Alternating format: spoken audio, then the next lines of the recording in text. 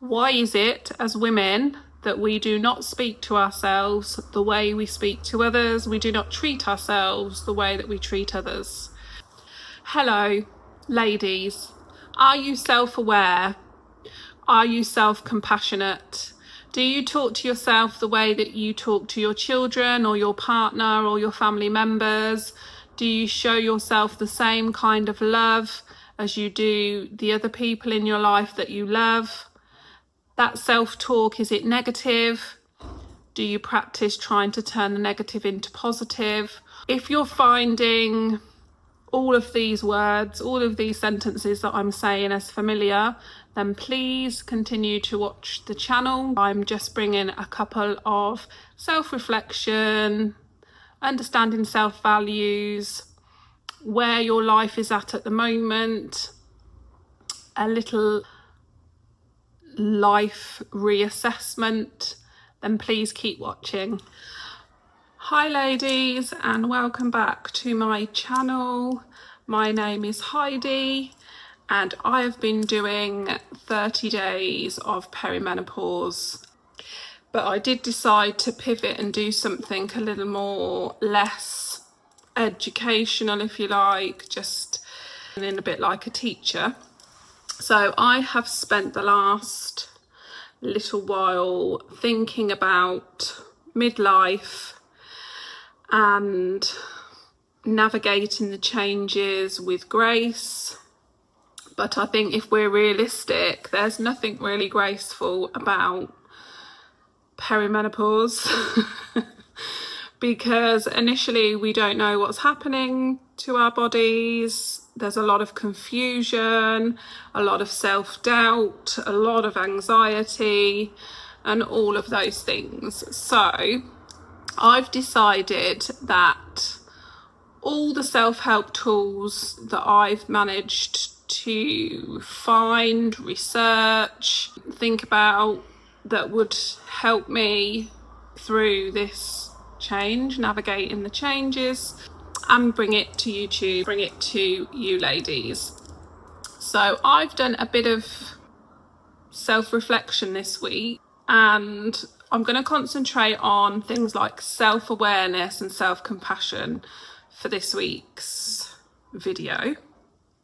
Now, I have got a journal that I'm going to go through and some steps that might be useful to you if you're at the beginning of navigating perimenopause, if you're kind of stuck somewhere in between, or you feel like you've lost a bit of a flow with what's happening with your body or how you're feeling emotionally. This might be quite useful. So the first thing that I have done is I've thought, right, let's go right back to the beginning. Let's just use all the tools that are available to assess what's happening to us, and that is sitting with yourself, having a bit of self-awareness, actually stopping and thinking, how am I feeling in this moment? What am I doing? Do I know what I'm doing or what I should be doing?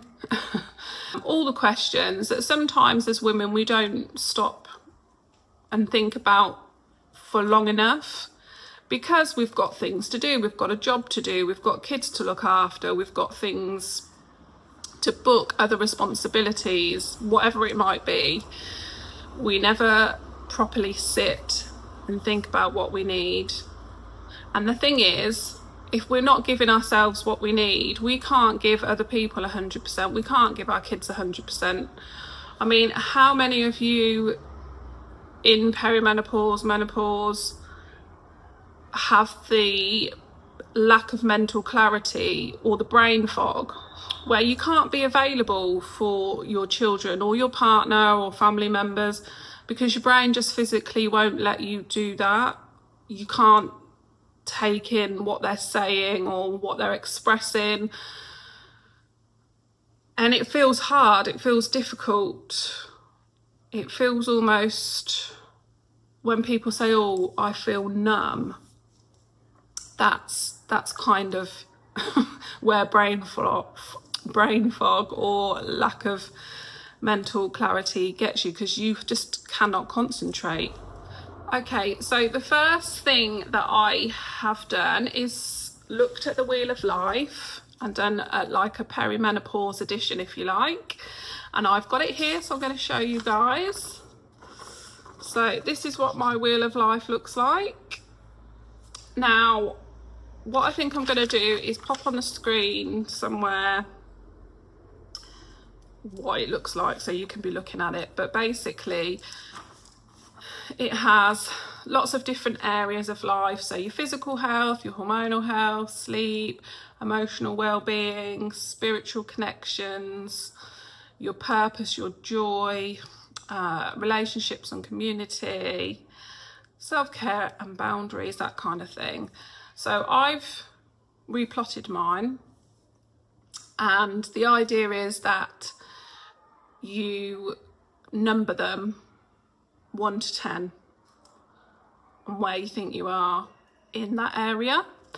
And looking at mine, the areas that I need to concentrate on at the moment is sleep and rest, because my sleep has been horrendous. Now, I am going to blame my youngest child for that, and she's not 2, she's 12. But she goes through periods where she likes to sleep with me, to co-sleep, which I really don't mind because she is getting older. It's not something that she does regularly, but she goes through phases, and she's in a phase at the minute where I think it's been a good few weeks that she's been in my bed, and it affects my sleep. She's a snorer, she's a fidgeter. The temperature in the UK has been very high, so that doesn't help either. So yeah, my sleep I've plotted on here as a 5. Another one that's quite low, I mean, I've plotted my mental clarity as a 7 at the moment, but that is a knock-on effect of sleep. So I've had a bit of brain fog, a bit of, you know, I can't really concentrate for long periods of time. But I think if I had some sleep, that would be better. Areas where I've been able to score quite highly, I'm really pleased about. So my emotional well-being, I feel like on this journey of me doing lots of research into the perimenopause, talking to friends and family about it, openly having conversations, watching podcasts and things like that, it's brought quite a lot of reassurance and understanding about what is happening to my entire body, the things that I can do to help these hormone fluctuations feel a little bit easier to manage. Also, obviously, my HRT, I can't forget that is making a significant difference to my mental, emotional and physical well-being. So I scored quite high on that, gave myself a 9. Self-care and boundaries, I think I'm in my self-care era. It is kind of top priority.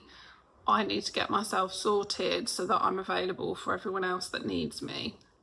Relationships and community, I'm making a real conscious effort, obviously doing YouTube, trying to make connections with other people, but I have conversations with friends, like I said, and family, and do feel connected. I don't feel alone or confused anymore about what is happening during this midlife period. So there's one that I scored lowest on. If you can have a look, if you can see here. Sexual health and intimacy. So yes, I do not have a partner. I'm not in a relationship or a situationship or any kind of ship. So that is 0. And I'm going to be completely transparent and open. I'm not in the slightest bit concerned, bothered, conscious, embarrassed, any of that about the fact that that is 0. Now, 1, because it's not going to be 0 forever.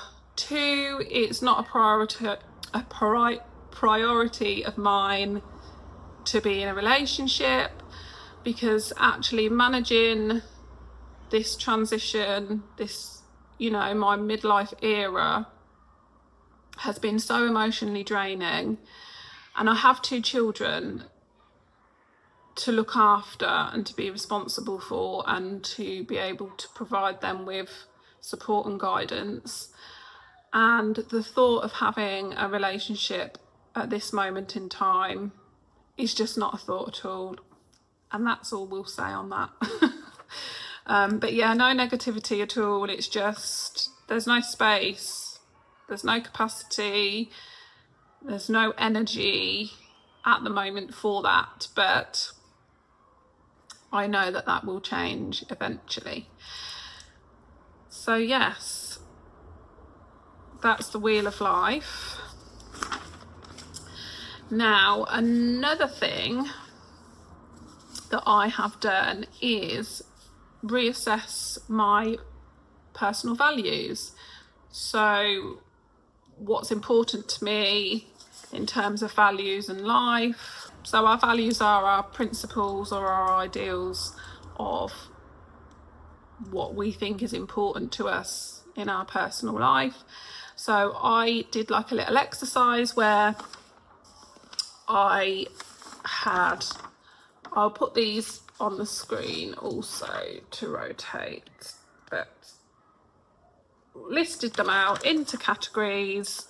So we've got relationships and community, personal growth and development, freedom and independence, well-being, ethical morals, financial, that sort of thing. And the idea is that you circle all of the things that you believe are your values in terms of these categories. For example, your health, peace, security, honesty, kindness. In terms of money, it might be you want money in abundance. It might be it's important to budget. It's important to invest. Relationships, again, it might be that it's love. It might be security, honesty, trust, in service, respect, those sorts of things. And what you do is you value them and then you categorize them. So this is like a little hierarchy. And I will read out some of mine. So at the very top, my core values are things like joy, health, mindfulness, perspective, honesty, courage, autonomy, that's a big one in perimenopause, taking ownership of your body and what's happening with it, and the options that we have to either supplement it, take HRT, you know, take accountability and be in charge of what's happening to your body. That's hugely important to me. Stability, I've got family and friends on here, always at the top.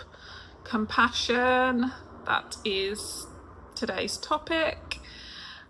Creativity, so that's quite a new one for me, because in the practical sense, creativity for me is things like home DIY, so decorating and that kind of thing, which I love. But actually coming to YouTube is a new creative thing, and looking at ebooks and workbooks that I'm designing and finding it really, really exciting is a new area of creativity for me. So they're just a few that I've put on here. Purpose, I feel like I'm getting to a point now where I've changed my career.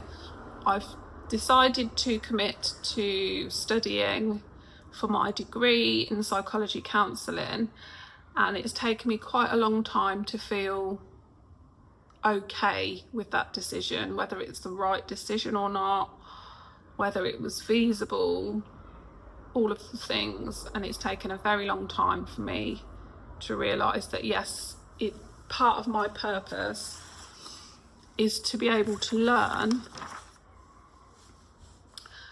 so that I can contribute something to the universe, to be in service of people, to be able to help people within that psychology space is hugely important to me.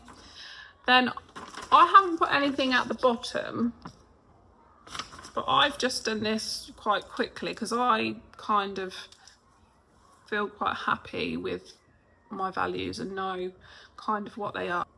But in the middle ones are kind of a knock-on effect to the top ones. So I feel like if you make the ones at the top a priority, the ones in the middle kind of happen automatically.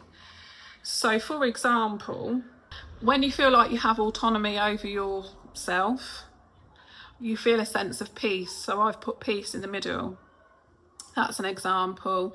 When you consider your health and make that a priority, then you understand that you need rest. So I've put rest in the middle. Reflection, when you can reflect on anything, your behaviour, life experiences, incidents, just on something that happened to you that day, or just reflect on your day. That enables you to recognise what boundaries you might need to put in place. So there's another one. So yes, that's what I've done. That is basically today's conversation. It's just around self-compassion. It needs to start somewhere. So you need to start with assessing what your values are, looking at your life as a whole and understanding where you are and where things may be quite low in satisfaction and what the knock-on effects are of that, so that then you can then start to think of how you can make those things better or improve on them. And sometimes you don't realise until you do a practical exercise like that and you think, oh, okay, if I'm being really honest here, that is a 0, like I did. But then it enables you to think about it and understand why it's 0. Or do you want it to be a 0? What would you prefer it to be? Could you improve that by just one step, just by 1 point in a day, in a week? I'm sure that you can on some of the areas. So yes, I hope you have found this useful. I'm so passionate about understanding perimenopause, the massive impact it has on us as women, the conversations that I have that bring me quite a lot of sadness when women are struggling and they're not sure why or what's going on with them. I want to be the person or one of the people to say, hey, come on, I've been through this, I'm going through this, but it can feel better. You do have options. Your life is not on a downward slide. You're at like a crossroads. It's time to pivot. It's time to reimagine what life is going to look like. So, thank you for listening, and I will see you again next week. Bye.